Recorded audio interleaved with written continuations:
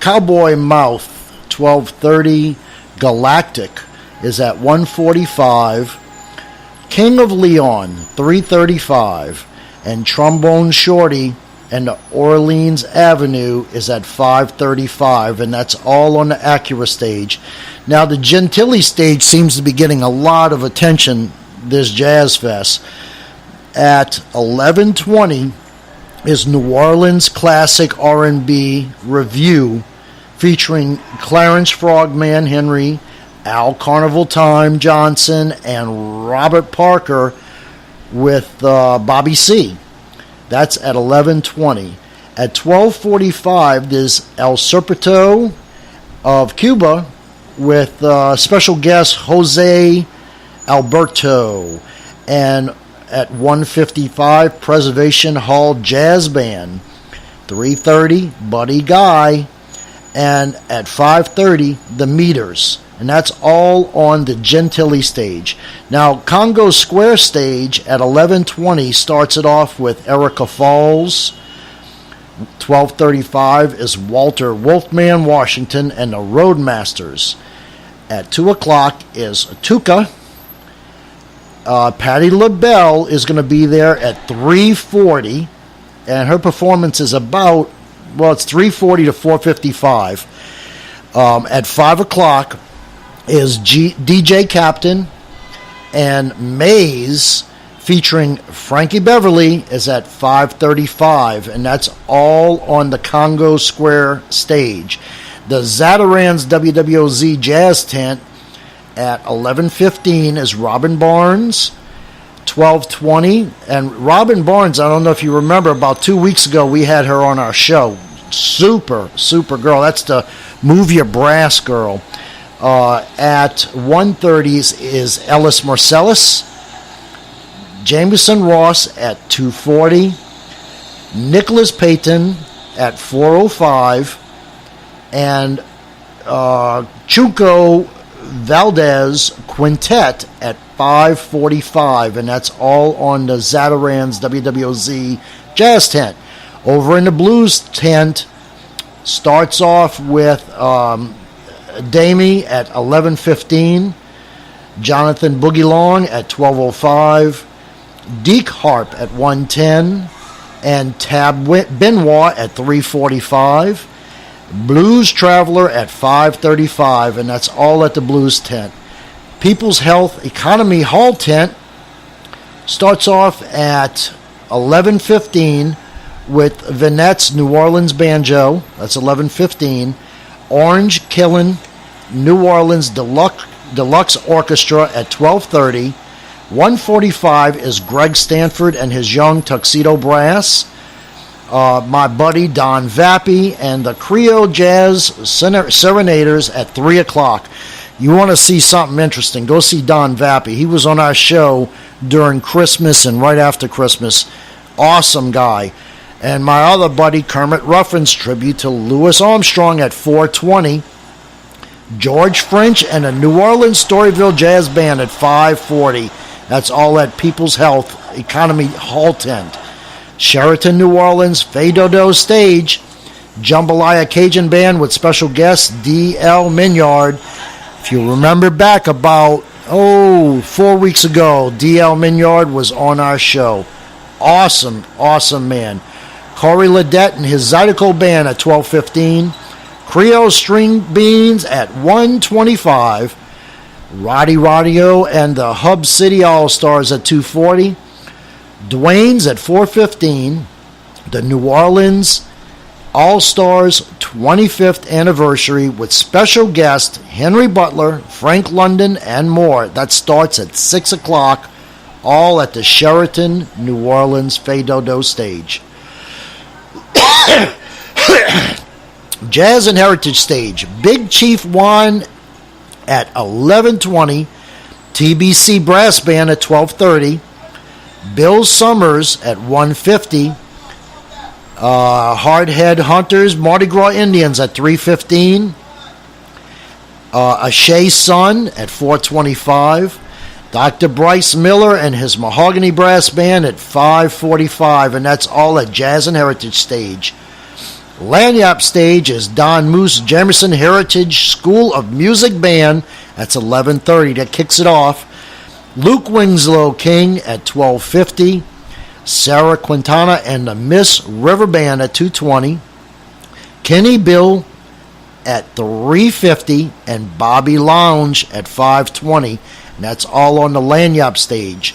The Cultural Exchange Pavilion celebrates Cuba. Starts off at 11:30 and rolls all the way down to 5:30. All right, that's your lineup for the April 28th through May 7th, 2017 New Orleans Jazz and Heritage Festival. Man, I tell you what, it's got to be this day is beautiful. No rain in sight. I guarantee we're going to have a good time today. Now remember, parades today start at 12:15, and it's Young Fellas Brass Band with the original CTC and old and new style Fellas Social Aid and Pleasures Club. At 1:45 is Apache Hunters and Young Magnolias Mardi Gras Indians. Also at 1:45 is Lady Jet Setters Social and Marching Club Parade, and that's in Economy Hall. At 3 o'clock, Baby Boys Brass Band with the original New Orleans Lady Buck Jumpers and Prince of Wales Social Aid and Pleasure Club. At 4:15 is Buffalo Hunters, Wild Sequoians, and Wild Chapultulas Mardi Gras Indians. And the Native American powwows are at 1 o'clock, 2:20, and 3:45. And that's Native Nations Interverbal. 1, 2:20, and 3:45. And also to mention, Allison Minor Music Heritage Stage has at 12:30, starting at 12:30, Chief Howard's Wild Sequoians Mardi Gras Indians Youth Program. And there's an interviewer, it's Maurice Martinez. 1:30, Michael Tresand is going to interview D.L. Menard and Terry Huval. Edna is going to interview members of Dawes and John Papa of Blues Traveler, and that's going to be John Wirt is going to interview them. That's at 3:30. And at 4:30, Walter Wolfman Washington is interviewed by Leo Sachs. Man, it's going to be an awesome day today.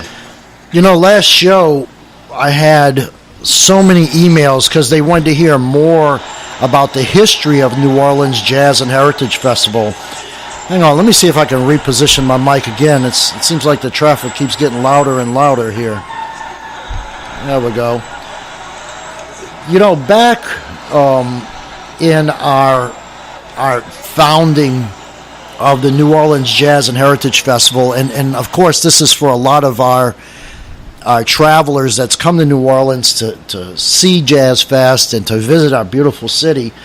Mahalia Jackson, often called the greatest gospel singer, returned to her hometown to appear at the first New Orleans Jazz and Heritage Festival in 1970.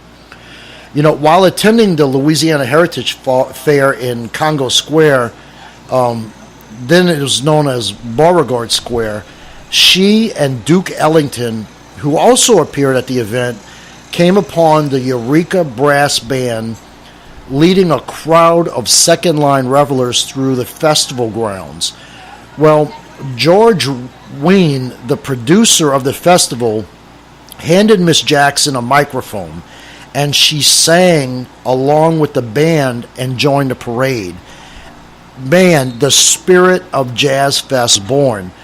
This spontaneous, momentous scene, this meeting of jazz and heritage, has stood for decades since the stirring symbol of the authenticity of the celebration that was designed to become a cultural force. From the very beginning, New Orleans Jazz and Heritage Festival was envisioned as an important event that would just have great cultural significance and a popular appeal, of course. The festival was the culmination of years of discussion and efforts by our city leaders who wanted to create an event worthy of the city's legacy as the birthplace of jazz. A couple of other festivals were held in the years leading up to the first New Orleans Jazz and Heritage Festival for those events, but they had a difference in format. It didn't take hold as the Jazz and Heritage Festival did. In 1970, George Wein, the jazz and the jazz man behind the Newport Jazz Festival and the Newport Folk Festival that began in 54 and then again in 59, was hired to design and produce a unique festival for New Orleans. And the new New Orleans Jazz and Heritage Foundation, which was a non-profit organization, was established to oversee the entire festival. The concept of Louisiana's Heritage Fair was a large daytime fair with multiple stages featuring a wide variety of music styles, food booths, Louisiana cuisine, arts and craft booths, along with evening concert series to form and construct that would prove vastly appealing to everybody and endure time. Well, it's sure done that. In addition to Mahalia Jackson and Duke Ellington, the first festival lineup, it included the wonderful Pete Fountain, the fantastic Al Hurt, Clifton Chenier, Fats Domino, the Meters, the Preservation Hall Band. They had parades every day with the Olympic Brass Band and Mardi Gras Indians, and it was back in 1970, man, that was a something. In addition to the first festival that was scheduled for April 22nd through the 26th, the New Orleans Jazz and Heritage Festival represented a new and exciting idea for festival presentations. This festival could only be held in New Orleans because here and here alone are the richest musical heritages in I don't even know if heritages is a word, but heritage in America. They noted with great presence, New Orleans in a long run should become bigger than Newport in jazz festivals. Newport was manufactured, but New Orleans is the real thing. When Quint was hired and Allison Minor, they were two young, knowledgeable of New Orleans music enthusiasts, and hired to work on the event. Davis would quickly become the main creative force behind the festival. He established the event as a dynamic annual showcase of Louisianan music with a bold blend of national and international flavors. Davis remains the producer and director of the festival today, and guiding the event through its fourth decade of existence. Mr. Minor, Allison Minor, passed away in 1995, but he made so many contributions to the festival's evolution, including the creation of the Music Heritage Stage, which has been renamed in his honor. In 1970, only about 350 people attended the festival. About half that number of musicians and other participants in the event, but the festival, which became known as Jazz Fest, almost immediately was a great artistic success. When Jazz Fest was held the next year, it was really clear that the event had already outgrown Congo Square. And for the first 1972 festival, the event moved from Congo Square to the infield of the Fairgrounds Racecourse.